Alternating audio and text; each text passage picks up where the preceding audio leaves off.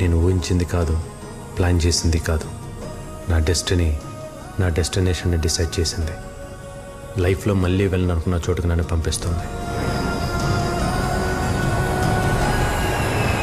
ఎందుకు వెళ్తున్నానో, ఎక్కడికి వెళ్తున్నానో చెప్పాలంటే అసలు నా ప్రయాణం ఎక్కడ మొదలైందో చెప్పాలి.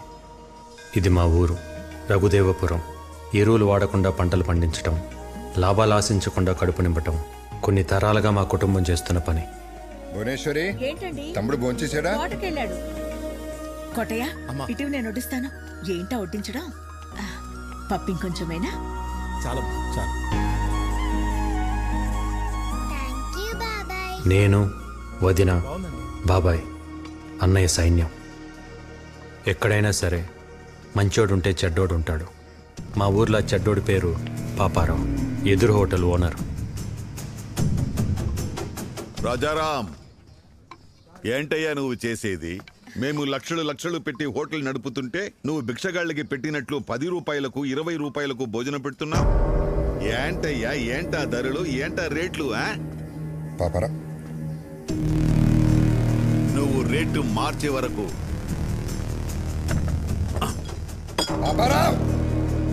ఈ లైసెన్స్ నా దగ్గర ఉంటుంది.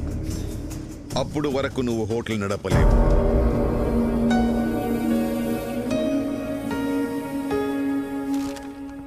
ఇంకోసారి జరగకుండా యాక్షన్ తీసుకోండి.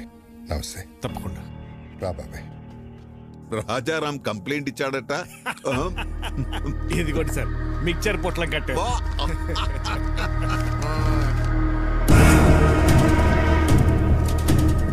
గౌరవమైన ఇన్స్పెక్టర్ గారికి రాజారాం మధ్యాహ్నం 2 గంటలకు నేను ఆర్గానిక్ ఫుడ్ పెడుతున్న సమయంలో పాపారావు బలవంతంగా లైసెన్స్ తీసుకెళ్ళాడు.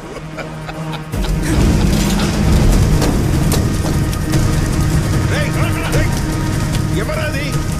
పట్టుకోయ్యా, ఎవరది? ఒక్క మరక కూడా ఉండకూడదు. అందరూ వచ్చే టైం అయింది. రాజారాం గారు, ఏం చెడ్డీలో వచ్చావు? మీ తమ్ముడిని ఎస్ఐ గారు స్టేషన్ తీసుకురమ్మన్నారు. మళ్ళీ ఏం చేశాడు? రాత్రి పాపారావు గారు కూడా తగలెట్టేశాడంట. తగలబెట్టాడా?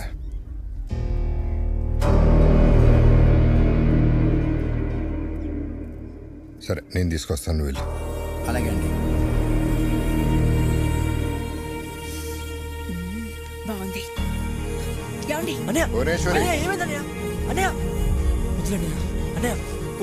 పాపారావు చేసిన తప్పే నువ్వు చేసావు. అరే, మన లైసెన్స్ మనం వెనక్కి తెచ్చుకోవడంలో తప్పేముందన్నయ్య? దానికి ఒక పద్ధతి ఉంది, చట్టం ఉంది, పోలీసులు ఉన్నారు.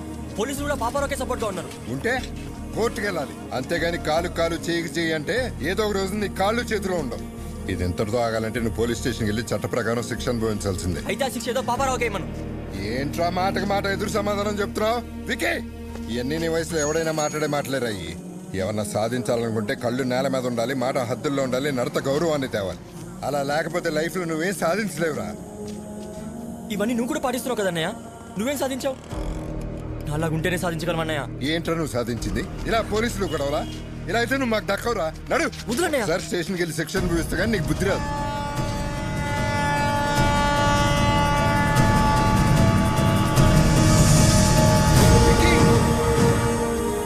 అన్నయ్య, ఏదో ఒక రోజు సాధించాక తిరిగి వస్తానన్నయ్య.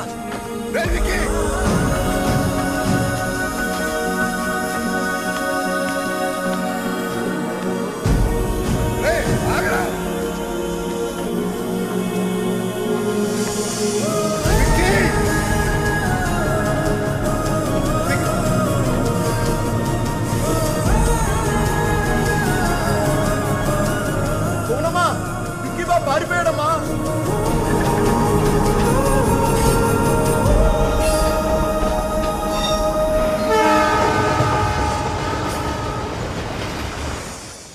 అలా నేను కలకత్తా వెళ్ళిపోయాను.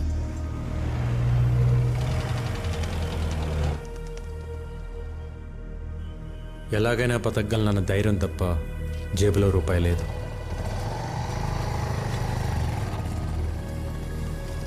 लो आपका ढोकला। ओके ओके और एक लाओ हम। आ गए तुम लोग, आओ आओ।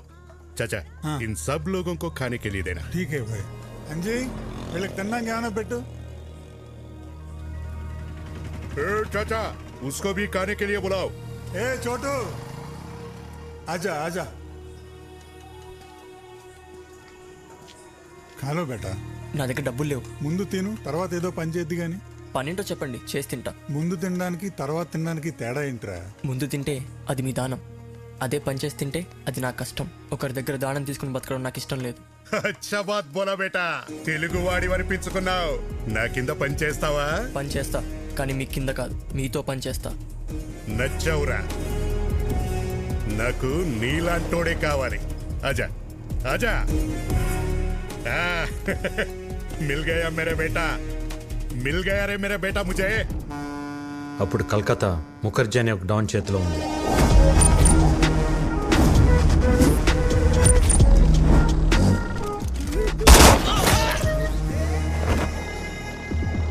గుప్తా ముఖర్జీకి ఎదురెళ్ళి ఒక కాంట్రాక్ట్ కోసం 2 కోట్ల డబ్బు పట్టుకుని బిడ్డింగ్ బయలుదేరాడు. బిడ్డింగ్ వేయకుండా ఆపడానికి ముఖర్జీ మనుషులు కాపు కాశారు. ఎవరైనా ముందుకొస్తే ప్రాణాలు తీసేస్తా.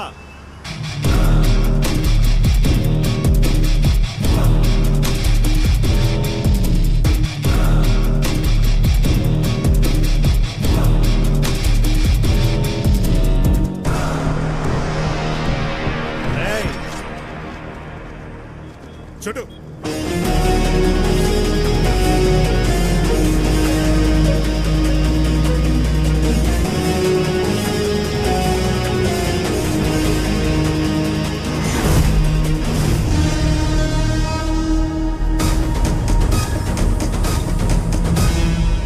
చూడు మచ్చా.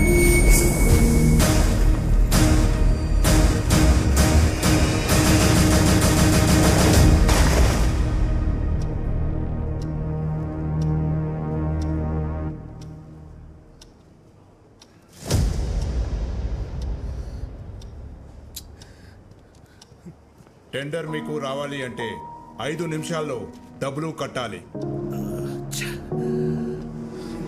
హే గుప్తా, ఇంకా ఆశతో ఉన్నావా?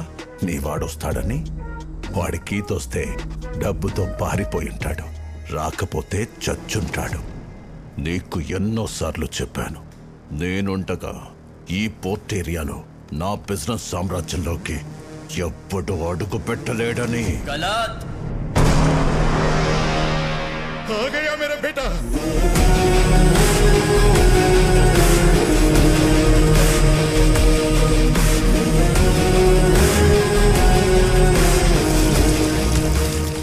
రెండు కోట్లు. ఏయ్, క్యా బోలా? ఎవ్వడు రాలేడన్నావుగా, వచ్చాడు చూడు. మేరా యంగ్ పార్ట్నర్, మేరా షేర్. గుర్తు పెట్టుకో, వీడు వేసిన ఆ అడుగే నీ పతనానికి మొదటి అడుగు.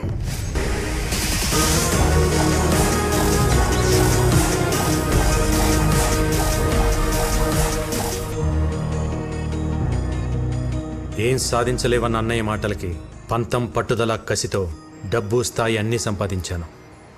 మీరిద్దరూ ప్రేమించుకున్న సంగతి భైరవ్ మాకు చెప్పింది. చూడు బాబు, ప్రేమించుకోవడానికి మీరిద్దరు చాలు, కానీ పెళ్లి జరగాలంటే 2 కుటుంబాలు కావాలి.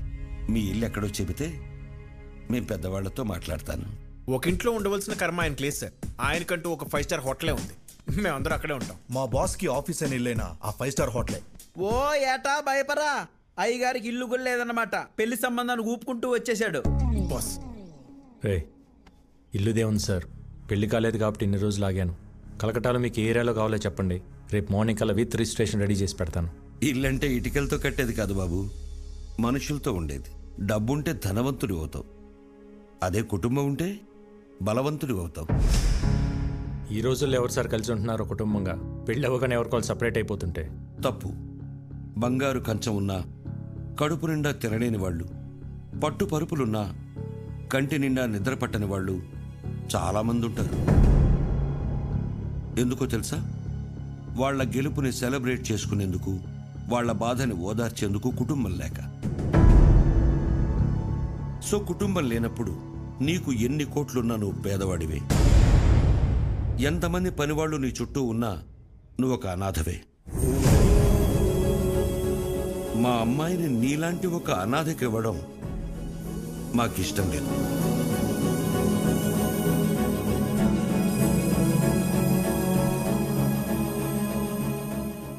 నేను అనాథని కాదు, నాకు ఓ ఫ్యామిలీ ఉంది. అవునా? ఫ్యామిలీ ఉంటే మరి ఎందుకు లేదని చెప్పావు? చిన్నప్పుడే గొడవ పడి ఇంట్లోంచి వచ్చేసాను. ఏ కుటుంబంలో గొడవలు లేవు? మేం కూడా గొడవలు పడతాం, మరు క్షణమే మళ్ళీ కలిసిపోతాం. ఆ మేము అనేది కుటుంబం. చూడు బాబు, రక్త సంబంధం విడిపోతుంది గాని తెగిపోదు. మా అమ్మాయి మీ ఇంటికి రావాలంటే మేం మీ కుటుంబంతో మాట్లాడాలి. శుభేచ్ఛ. 14 ఏళ్ళయింది అన్న వదిలి వచ్చేసి. నేను కనపడగానే ఇన్నాళ్ళు ఎందుకు రాలేదురా అని అడిగితే తల దించుకోవడం తప్ప నా దగ్గర సమాధానం లేదు. మనకు అన్యాయం చేసిన వారిని కొడితేనే తప్పు అన్న అన్నయ్యకి నేను కలకత్తాలో ఏం చేసి ఎదిగానో ఎలా చెప్పగలను?